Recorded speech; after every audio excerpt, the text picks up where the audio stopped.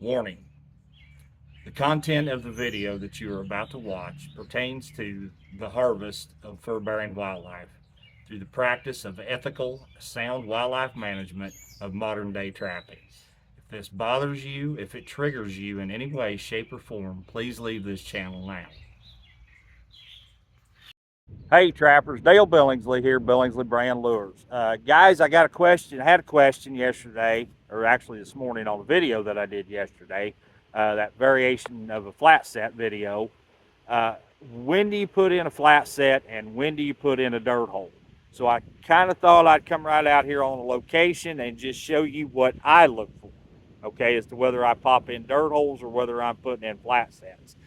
This is not a hard, fast rule to go by, but it's just kind of a pretty good little rule of thumb to go by.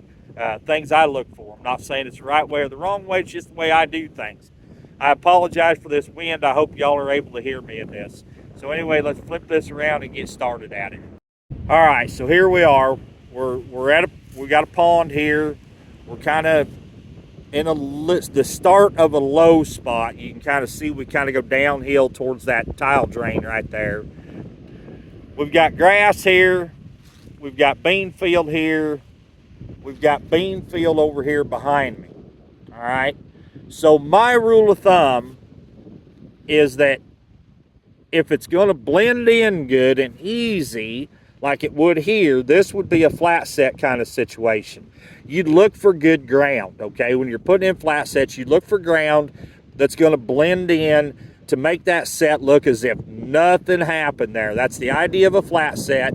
You want it to look like nothing happened, all right? Because the last thing you want is for that dirt pattern to become your attraction. You want your actual attraction, whether it's a rock, a skull, a femur bone, a cedar limb, whatever it might be, you know, even a tuft of grass with a pipe drove in it for like a pipe dream set. Those are all flat sets, okay? And you want that to look like it grew there. You don't want anything to happen there, all right? That's what you want it to look like. You painted it in there with a paintbrush. Now, over here in the grass, a dirt hole would stand out and shine like a new penny right there. Be a little tough. I'm not saying you can't blend a flat set in over here. That's the last thing I'm saying, but it's harder to do. So that would be where your dirt hole goes, something that stands out, that really draws and gets their attention.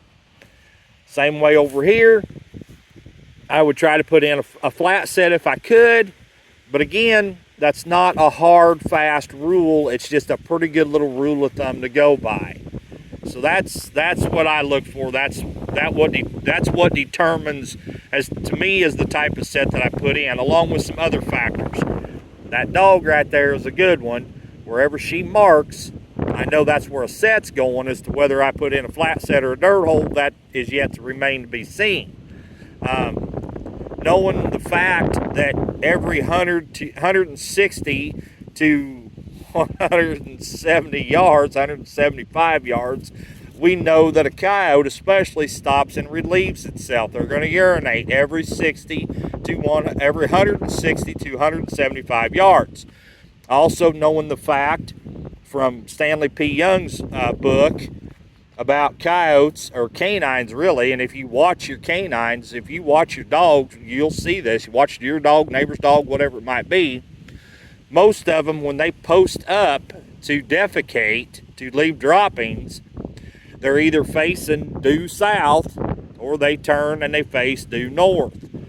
And if you look at the droppings, you'll be able to see that.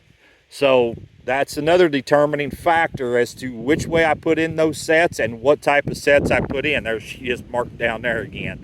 So she's feeling all froggy and bush-eyed, or bushy-tailed, wide-eyed. Oh yeah, we've had a good mark there, and it's on now.